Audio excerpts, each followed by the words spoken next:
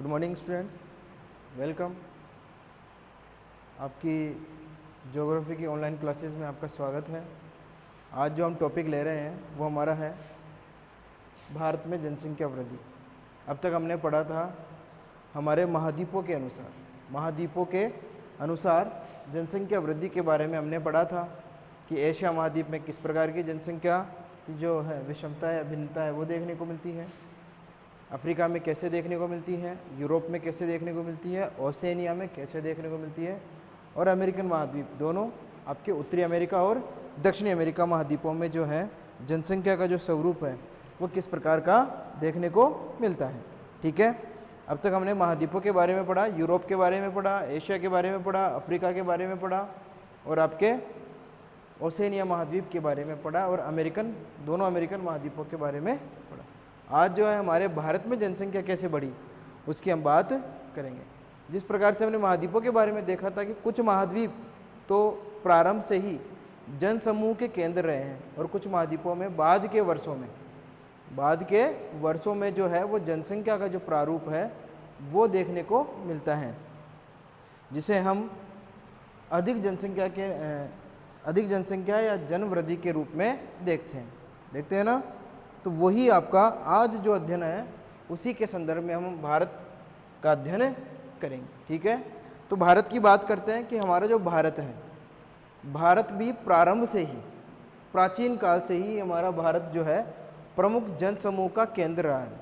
हमारे भारत में जो है प्रारंभ से ही जनसंख्या महत्वपूर्ण रूप से देखने को मिलती थी, लेकिन बाद के वर्षों में अगर हम देखें, ठीक है, तो अनेक महामारियों के कारण, विभिन्न प्रकार के पर्यावरणीय आपदाओं के कारण और कई युद्धों के कारण और आक्रमणों के कारण हमारे भारत में जनसंख्या क्या है कुछ समय तक या लंबे समय तक हम कह सकते हैं जो जनसंख्या है वो स्थिर अवस्था में देखने को मिलती है।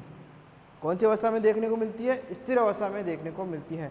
जैसे कि 300 ईसा पूर्व के लगभग अगर हम बात करें, हमारे भारत में 300 ईसा पूर्व की अगर हम बात करें तो इस समय हमारे भारत में 100 मिलियन से लेकर 140 मिलियन तक जनसंख्या देखने को मिलती है। 100 मिलियन से लेकर 140 मिलियन तक जनसंख्या हमारे भारत में देखने को मिलती है। लेकिन फिर इसके बाद के वर्षों में अगर हम देखें तो जैसे कि 1600 की अगर हम बात करें, 1600 1800 की अगर हम इनकी बात करें तो 1600 तक जो हमारे भारत की जनसंख्या है वो स्थिर बनी रही। 1600 तक भी भारत की जो जनसंख्या है वो लगभग 100 मिलियन, कितने मिलियन? 100 मिलियन के लगभग हमको देखने को मिलती है। ठीक है, 1600 ईस्वी तक भी अगर हम देखें तो ठीक है। 1600 के बाद में अगर हम 1800 ईस्वी की बात करें तो हमारे भारत में जो है 1800 ईस्वी के अंतर्गत भी जो जनसंख्या का जो स्वरूप है वो बहुत ही मंद गति से बढ़ता हुआ दिखाई देता है। बहुत ही कम रूप में जो जनसंख्या का जो प्रारूप है हमारे भारत में वो देखने को मिलता है। यहाँ तक कि 1800 ईस्वी में देखें तो हमारे भारत में लगभग 18 से 17 करोड़ के आसपास, 17 से 18 करोड़ के आसपास जनसंख्या हमारे भारत में देखने को मिलती थी। ठीक है, बाद के वर्षों में ही फिर हमारी जो जनगणना है वो हमको देखने को मिली, जैसे 1872, 1881। ठीक है, तो आज हम इनकी विस्तार पूर्वक बात करेंगे। ठीक है, तो मैं बोर्ड पे थोड़ा सा लिख देता हूँ जिससे कि आपको थोड़ा सा और इसमें समझ में आ जाएगा।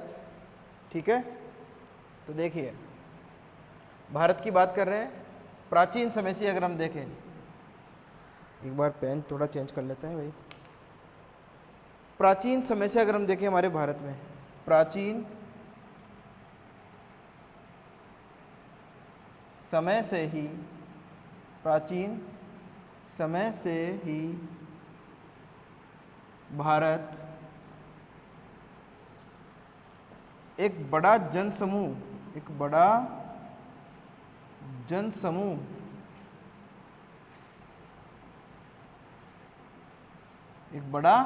जनसमूह वाला देश रहा है।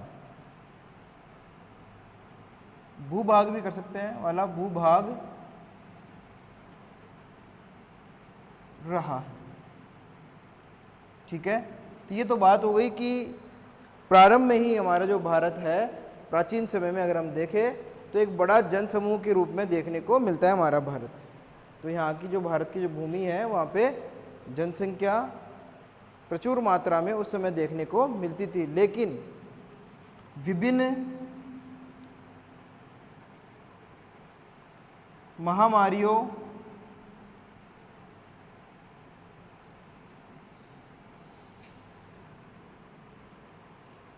पर्यावरणीय आपदाएं,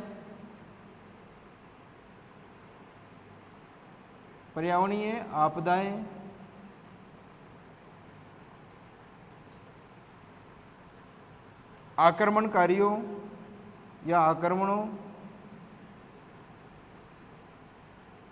युद्धों,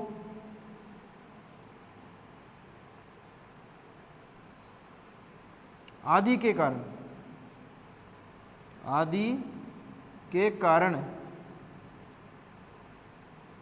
भारत की जनसंख्या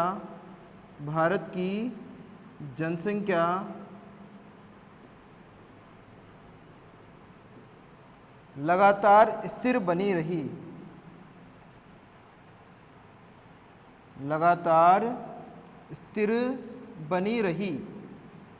स्थिर बनी रही। क्यों? क्योंकि ये सारे के सारे फैक्टर्स काम कर रहे थे उस समय। विभिन्न महामारियां जो थी उस समय मौजूद थी, पर्यावरणीय आपदाएं आ रही थी, आक्रमण वगैरह जो है उस समय देखने को मिल रहे थे, युद्ध हैं जो भारत में उस समय देखने को मिल रहे थे। तो इसलिए जो जनसंख्या थी वो बढ़ नहीं पाई, जितनी थी उसमें कुछ परसेंटेज की कमी जरूर देखने को मिल सकती है, लेकिन जनसंख्या वृद्धि इस समय वो देखने को नहीं मिली। और स्थिति कैसी थी? लगभग स्थिर स्थिति बनी रही जनसंख्या की। जनसंख्या का जो प्रारूप था वो कैसा बना रहा? स्थिर प्रारूप जनसंख्या का हमारा बना रहा हमारे भारत में।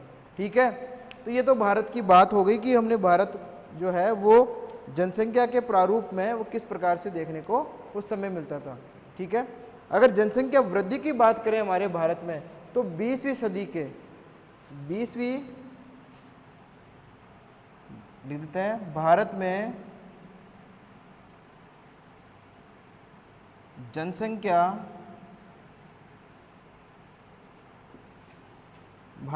जनसंख्या की अभूतपूर्व वृद्धि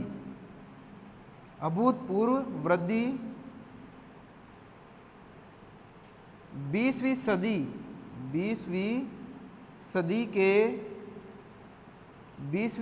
के तीसरे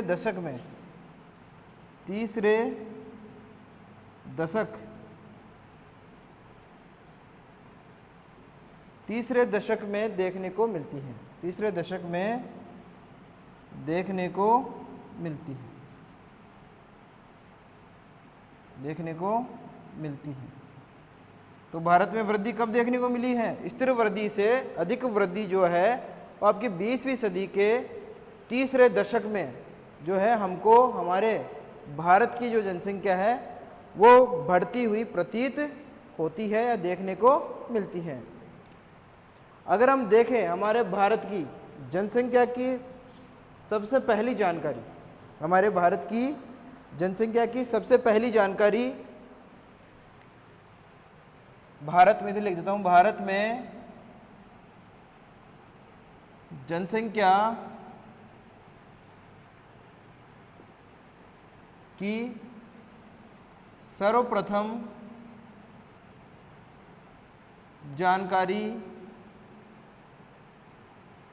1881 में पता की गई थी, पता हुई।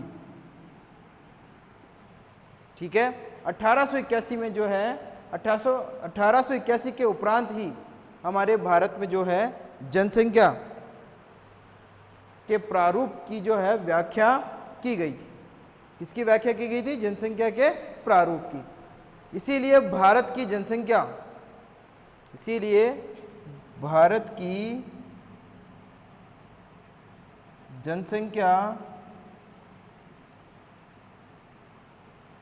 300 ईसा पूर्व 100 से लेकर 140 मिलियन अनुमानित की गई थी।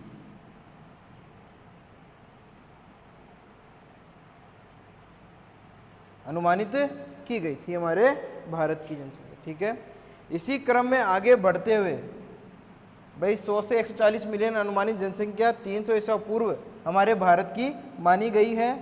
ठीक है, और 1600 में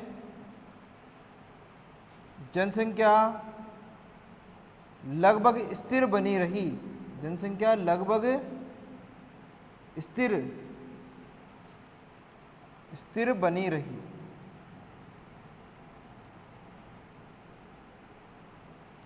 और 100 मिलियन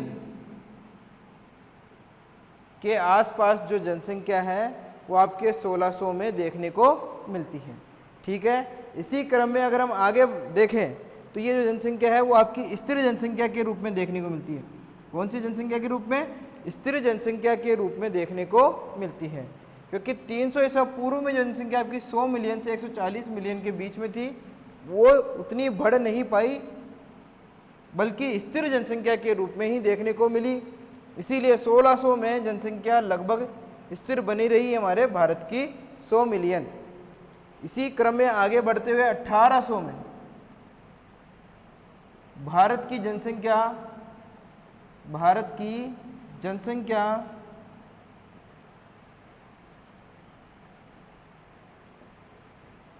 18 करोड़ अनुमानित की गई थी। कितने करोड़? 18 करोड़ अनुमानित की गई थी हमारे भारत की जनसंख्या। ठीक है,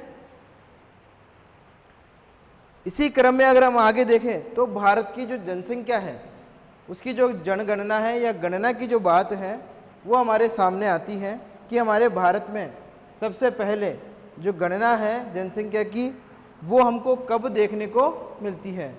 तो वो जो आरंभिक जनगणना है जो कि कुछ राज्यों में प्रयोगात्मक रूप से, कौन से रूप से?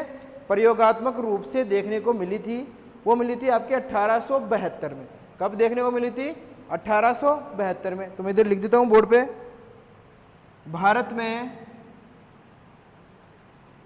प्रथम प्रयोगात्मक जनगणना 1872 में कुछ राज्यों को आधार मानकर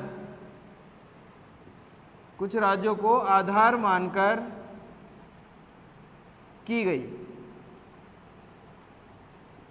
ठीक है, इसी समय एक संसदीय, जिसको बोलते हैं ना संसदीय प्रपत्र, 1874-75 में 1874-75 में एक संसदीय प्रपत्र, एक संसदीय प्रपत्र के अनुसार इस समय भारत में, इस समय मतलब 1874-75 की बात है, 1874-75 में एक संसदीय प्रपत्र के अनुसार इस समय 23.8 करोड़ जनसंख्या भारत में थी। जनसंख्या कहाँ थी? हमारे भारत में थी। ठीक है, इसी क्रम की अगर हम बात करें तो हमारे भारत में 1901 से लेकर 2011 तक जनसंख्या में अनेक उतार चढ़ाव देखने को मिलते हैं। अगर हम बात करें 1920 के आसपास की, 1901 से लेकर 2011 के बीच की बात अगर हम करें तो 1920 के आसपास हमारे भारत में जो था वो विभिन्न प्रकार के जो अकाल, जिनको बोलते हैं दुर्भिक्ष वगैरह, वो देखने को मिले, और साथ में कई महामारियां जो थी वो इस समय देखने को मिल रही थी, जैसे कि प्लेग हो गई, इन्फ्लुएंजा हो गए। ठीक है, वो इस समय हमारे भारत में देखने को मिल रहे थे। ठीक है, तो ये तो हो गई हमारे उतार चढ़ाव की बात, भारत में उतार चढ़ाव की बात। अब ऐसे ही मतलब उतार की बात होगी, चढ़ाव की बात अगर हम देखें तो 1970 से 80 का जो दशक हमारा है उसमें हमारे भारत में जो जनसंख्या है वो अधिक मात्रा में बढ़ती हुई प्रतीत हुई है, या जनसंख्या विस्फोट इस समय हमको देखने को मिला है हमारे भारत में। ठीक है, देखिए जो ये भारत में जो जनसंख्या की जो वृद्धि है वो 3 समय कालों में या 3 खंडों में हमको देखने को मिली है। भारत की जनसंख्या वृद्धि देख लो एक बार बोर्ड पे। ठीक है, भारत की जनसंख्या वृद्धि जो है वो 3 समय खंडों में या 3 खंडों में हमको देखने को मिलती है। सबसे पहले जो खंड हमारा आता है वो आता है स्थिर जनसंख्या वाला खंड या स्थिर जनसंख्या। ठीक है, कौन सी? स्थिर जनसंख्या की हम बात करेंगे, जो कि हमारा 1901 से लेकर 1921 तक का समय काल माना जाता है। इसकी हम विस्तार पूर्वक बात कर लेते हैं।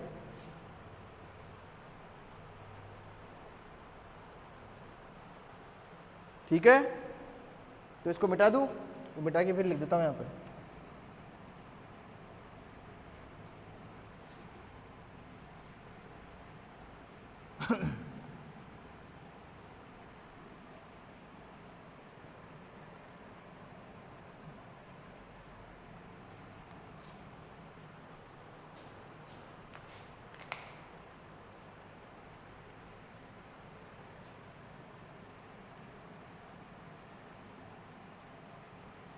भारत की जनसंख्या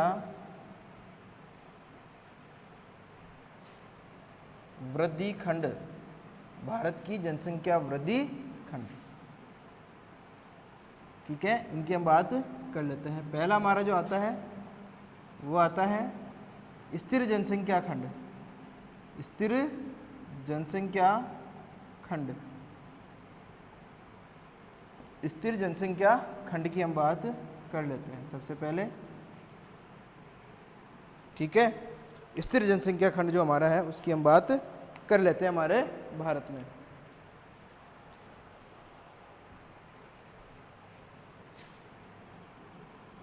इस खंड का समय काल, इस खंड का समय काल 1901 से लेकर 1921 तक माना जाता है, माना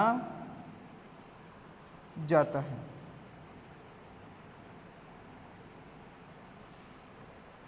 इस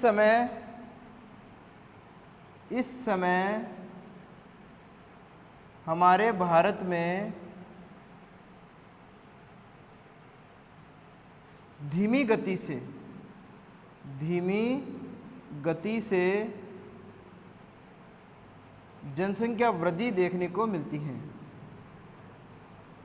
जनसंख्या वृद्धि देखने को मिलती है। तो समय काल तो क्या हो गया? 1901 से 1921। ठीक है, यह जो समय काल था स्थिर जनसंख्या खंड का 1901 से लेकर 1921 तक का माना जाता है। और इस समय हमारे भारत में, पूरे भारत में जो जनसंख्या बढ़ रही थी वो धीमी गति से बढ़ रही थी। धीमी गति से, ये लोग कौन सी गति से? धीमी गति से। ठीक है, धीमी गति से हमारे भारत की जनसंख्या थी वो बढ़ रही थी। ठीक है, इसी समय अगर हम देखें, क्योंकि इस समय लिख देते हैं यहाँ पे, क्योंकि इस समय भारत में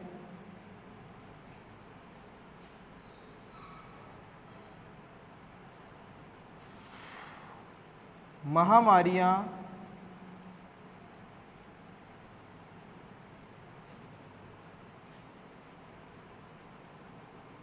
प्राकृतिक आपदाएं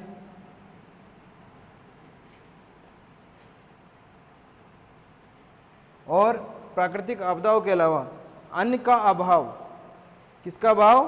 अन्न का अभाव इस समय देखने को मिला। प्राकृतिक आपदाओं में जैसे कि अकाल हो गया, अकाल पड़ गया, दुर्भिक्ष वगैरह, ठीक है, महामारियां, प्राकृतिक आपदाएं तथा अन्नाभाव या अन्न का अभाव, अन्नाभाव,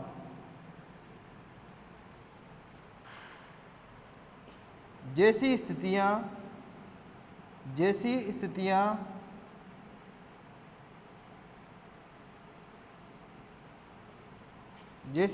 के कारण, जैसी स्थितियों के कारण जनसंख्या वृद्धि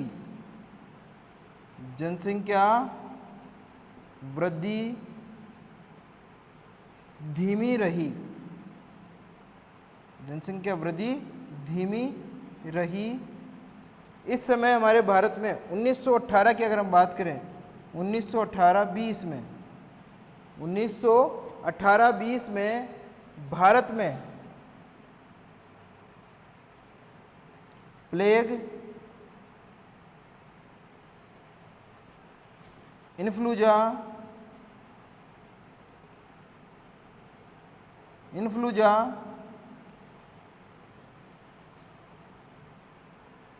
जैसी महामारियां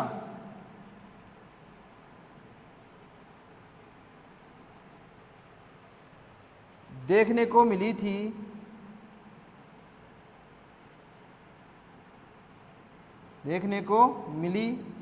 और जब जनसंख्या में इस प्रकार की जो बीमारियां फैलती हैं तो उससे कई लोगों के जीवन का हाश हमको देखने को मिलता है, नुकसान हमको देखने को मिलता है। जैसे कि वर्तमान में जो महामारी फैली है आपकी, जिसे हम कोरोना के नाम से जानते हैं, उसमें भी आज हमारे भारत में लगभग 80,000 से ऊपर जनसंख्या जो है पूरे भारत में वो मृत्यु को प्राप्त हो चुकी है। तो उस समय भी इस इन्फ्लूएंजा से अगर हम देखें, किससे? इन्फ्लूएंजा से देखें तो 1 से 1.5 करोड़ लोगों की मृत्यु हो गई थी। लोगों की मृत्यु इस समय हो गई थी। कब हो गई थी? 1918 से 20 के समय में, जब भारत में इन्फ्लुएंजा और प्लेग जैसी घातक बीमारियां फैली थी।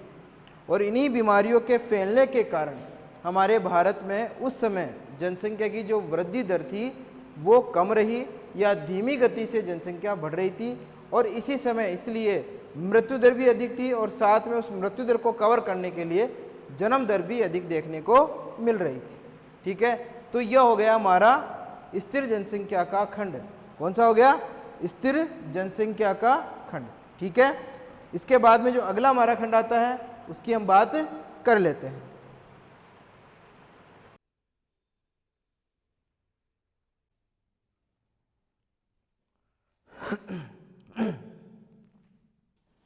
तो अगला जो हमारा आता है वो आता है धीमी गति से हमारी जनसंख्या की वृद्धि। ठीक है, इसको मिटा देते हैं। नंबर 1 हो गया हमारा, नंबर 2 देख लेते हैं।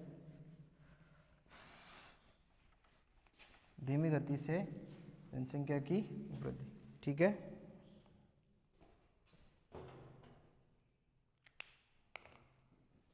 दूसरे खंड की हम बात कर लेते हैं।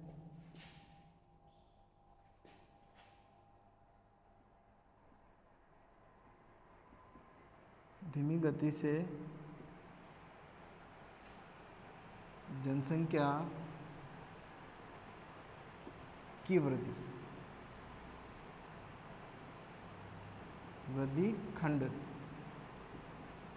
ठीक है, तो अगला जो हमारा आता है वो आता है धीमी गति से हमारी जनसंख्या वृद्धि की जो दर थी या जो समय काल है या जो खंड है उसकी हम बात कर लेते हैं। ठीक है, इसका जो समय काल है, धीमी गति से जनसंख्या की वृद्धि का जो समय काल है वो आपका 1921 से लेकर 1951 के बीच का माना जाता है, के बीच का माना जाता है।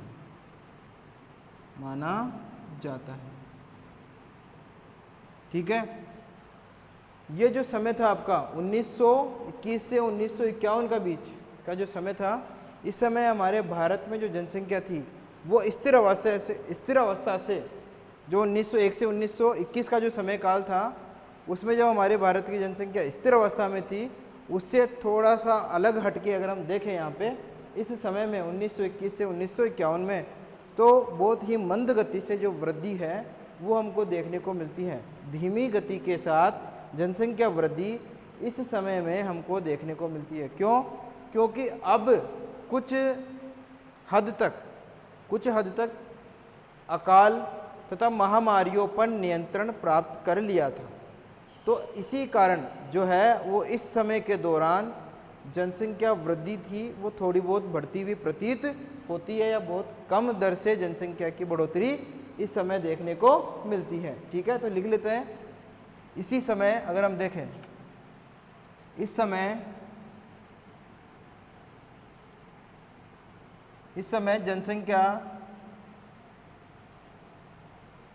जनसंख्या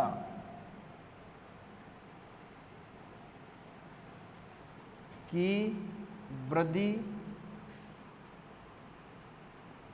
धीमी गति के साथ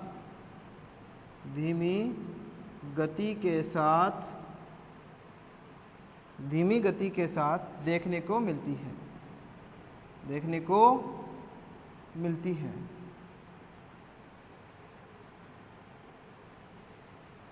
3 दशक तक हमारे भारत की जनसंख्या लगभग 11 करोड़ तक बढ़ी। कब तक बढ़ी? 11 करोड़ तक बढ़ी। क्यों? क्योंकि इस समय तक हमारे भारत में,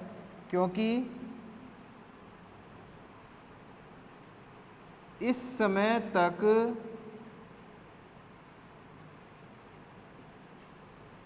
अकाल एवं महामारियों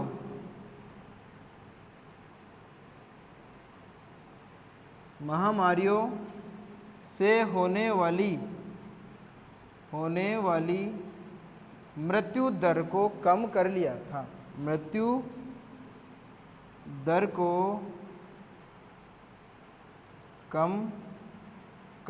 था। क्योंकि इस समय कुछ हद तक कृषि तथा परिवहन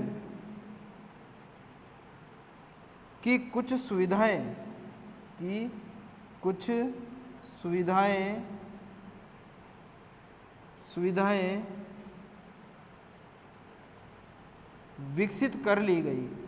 विकसित हो गई थी। ठीक है, ये बात हो गई कि अब जो जनसंख्या थी वो धीरे गति से बढ़ने लगी थी, और ये जो बढ़ने का जो है विभाजन जो हम मानते हैं, वो मानते हैं 1921 से 1931 के समय काल को 1921 से 1931 के समय काल को भारत में जनसंख्या वृद्धि का विभाजन काल माना जाता है। क्या माना जाता है? विभाजन काल या विभाजन माना जाता है। कब की बात है ये? 1921 से लेकर 1931 तक का जो समय है, वो जो समय है 1921 तक तो हमको जनसंख्या में स्थिर अवस्था देखने को मिलती है, लेकिन 1921 के बाद में 31 तक वो लगातार जनसंख्या में धीमी गति से वृद्धि वो हमको देखने को मिलती है, या महान विभाजक इसको माना जाता है। क्या माना जाता है? महान विभाजक हमारे भारत का जनसंख्या वृद्धि में इसे माना जाता है। कौन से वर्ष को? 1921 से 1931 के वर्ष को। क्यों? क्योंकि इस समय क्योंकि इससे पहले अगर हम देखें तो जनसंख्या वृद्धि इससे पहले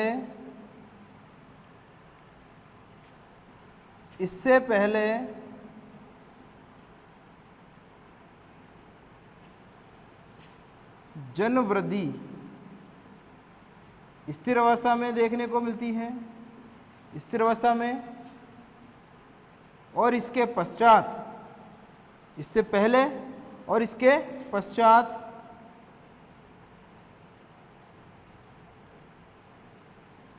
मंद गति से वृद्धि देखने को मिलती है। क्यों देखने को मिलती है?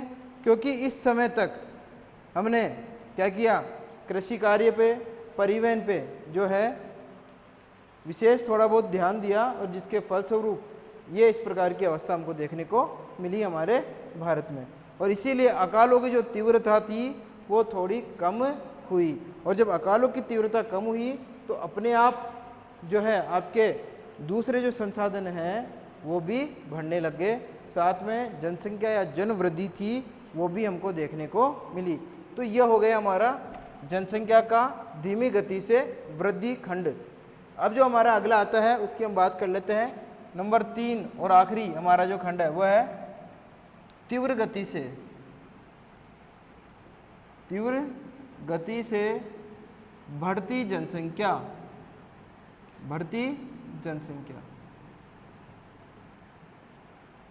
ठीक है, खंड।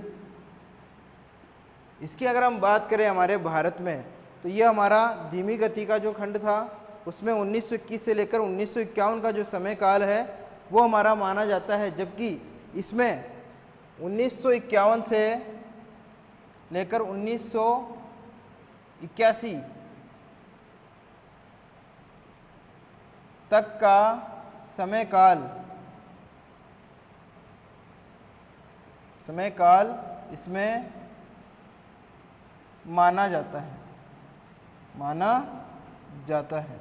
किसमें? जनसंख्या की तीव्र गति से बढ़ती दर की अगर हम बात करें, या तीव्र गति से बढ़ती जनसंख्या खंड की अगर हम बात करें हमारे भारत के संदर्भ में, ठीक है। तो इस समय जो था आपके मृत्यु दर, इस समय मृत्यु दर लगातार कम होती जा रही थी, जबकि जन्म दर लगभग स्थिर अवस्था में थी।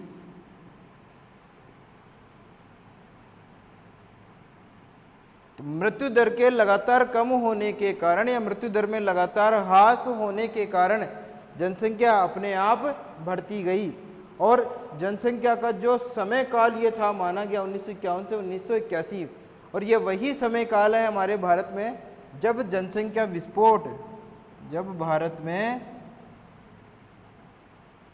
जनसंख्या विस्फोट की स्थिति भी देखने को मिली। जब भारत में जनसंख्या विस्फोट की स्थिति भी देखने को मिली।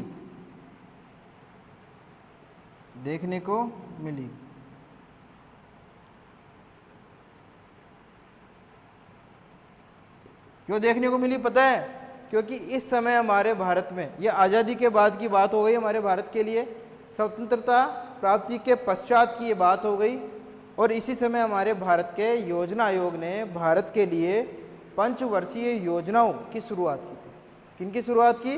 पंचवर्षीय योजनाओं की शुरुआत की। इन पंचवर्षीय योजनाओं के अंतर्गत अगर हम देखें तो हमारे कृषि का विकास, हमारे परिवहन का विकास, हमारे उद्योगों का विकास और हमारे तकनीकी का विकास जो है वो इस समय हमको देखने को मिल रहा, ठीक है, और आज भी देखने को मिल रहा है, ठीक है। पंचवर्षीय योजनाओं की बात नहीं करके अगर हम देखें तो कई एक वर्षीय जो योजना है वो इस समय हमारे यहाँ पे कार्य कर रही है, ठीक है। लेकिन पंचवर्षीय योजनाओं की अगर हम बात करें तो ये जो समय काल है 1951 से 1981 का, इस समय हमारे भारत में पंचवर्षीय योजनाओं के विकास के कारण ही संपूर्ण भारत में आर्थिक विकास, सामाजिक विकास, राजनीतिक विकास और जो आपका क्या बोलते हैं इकोनॉमी की जो दर थी या आर्थिक जो दर थी वो भी इसी समय बढ़ी थी। क्यों बढ़ी थी? क्योंकि हमारे भारत में इस समय कृषि क्रांति, ठीक है, एग्रीकल्चर जो हमारी क्रांति है वो भी इस समय देखने को मिलती है, जिसको हम हरित क्रांति के नाम से जानते हैं। 66 के आसपास, 1966 के आसपास जो है हमको 60 से लेकर 70 के बीच में जो है हमारा कृषि का समय काल माना जाता है, जब हमारे भारत में कृषि में अभूतपूर्व वृद्धि देखने को मिलती है। इसीलिए इस समय जो है वो अपने आप जनसंख्या विस्फोट भी हमारे भारत में देखने को मिलता है। विभिन्न प्रकार के व्यापार, उद्योग, सूती वस्त्र उद्योग भी इस समय हमको बढ़ोतरी के रूप में देखने को मिला था हमारे भारत में। हालांकि कुछ उत्पादक क्षेत्र दूसरे देश में चले गए थे, लेकिन फिर भी हमारे भारत में जो है उत्पादन जो है वो बढ़ा था इस समय। तो इसीलिए भारत में ये जो समय काल आपका आता है वो तीव्र जनसंख्या वृद्धि का माना जाता है। कौन सी वृद्धि का माना जाता है? तीव्र जनसंख्या वृद्धि का समय काल हमारे भारत का माना जाता है, ठीक है। इसी के साथ में हमारी ये तीनों जो है सेक्टर्स कौन कौन से? पहला स्थिर जनसंख्या, दूसरा धीमी गति से जनसंख्या और तीसरा जो है वो तीव्र गति से जनसंख्या वाला प्रारूप पूरा होता है। मैं एक बार बोर्ड पे और लिख देता हूँ तीनों के नाम।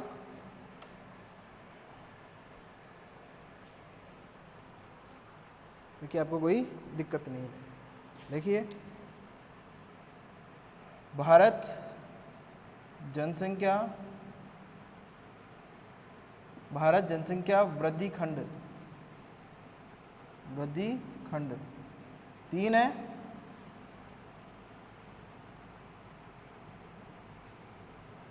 जो भी हमने पढ़ा है, पहला है स्थिर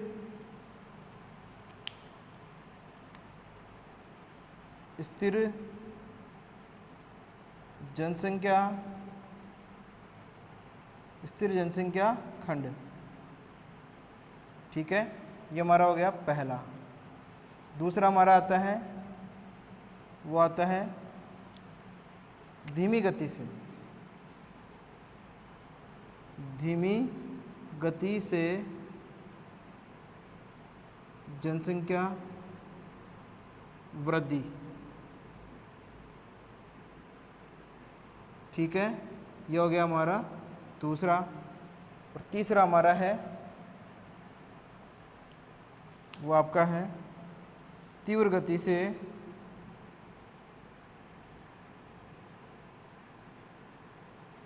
बढ़ती जनसंख्या। तो ये हो गया आपके तीनों जो हमने अभी आज कंप्लीट कर लिए, ठीक है। पहला कौन सा हो गया हमारा? स्थिर जनसंख्या खंड, धीमी गति से जनसंख्या वृद्धि खंड और तीव्र बढ़ती जनसंख्या खंड, ठीक है। तो तीनों हो गए। इसका जो समय काल है मैं लिख देता हूँ साथ में थोड़ा शॉर्ट में, 1901 से 1921 और इसका 1921 से 1951 और इसका 1951 से 1981, ठीक है। इसमें विभाजन काल माना जाता है, विभाजक, महान विभाजक जिसको हम बोलते हैं, भारत का महान जनसंख्या विभाजक